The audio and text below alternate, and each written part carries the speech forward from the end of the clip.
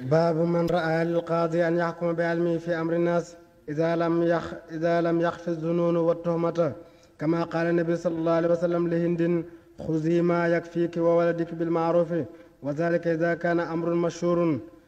قال حدثنا أبو اليماني قال أخبرنا شعيب عن الزهري قال حدثني عروة أن عائشة رضي الله عنها قالت: جاءت هند بنت عتبة ابن ربيعة فقال: يا رسول الله، والله ما كان على ظهر الأرض أهل خباء أحب إلي أن يدلوا من أهل خبائك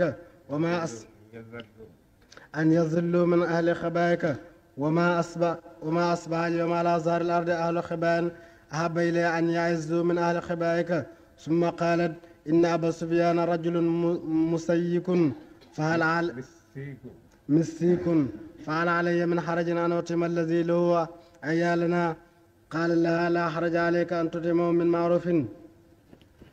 buntu àtte diggante ñaari àtte daal ci layu kenn masalan boo xamee ne mbir ma dëgg la te siiw na ba ñëpp xam nañ ko. Hind dafa ñëw ci yonent bi sallallahu alayhi wa sallam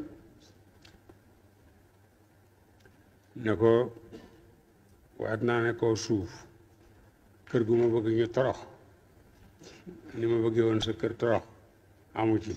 yow daa gënoon a bëgg nga torox ci àddina yaa ak sa ñoñ, waaye léegi fii ma ne kër gu ma bëgg ñu tedd féete kaw bu mel ni sa kër gi amu ci.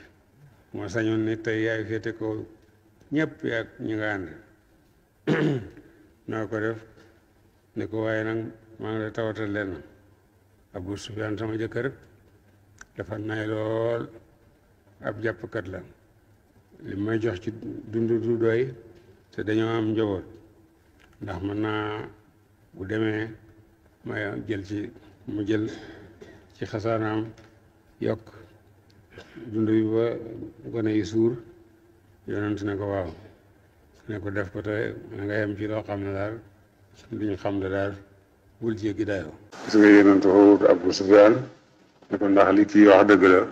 ndax boobu Abu Sufyaan si na loolu ba yonent sax xam na ko biñ koy tawatat. moo tax bi tawatkat bi tawatee rek mu la derte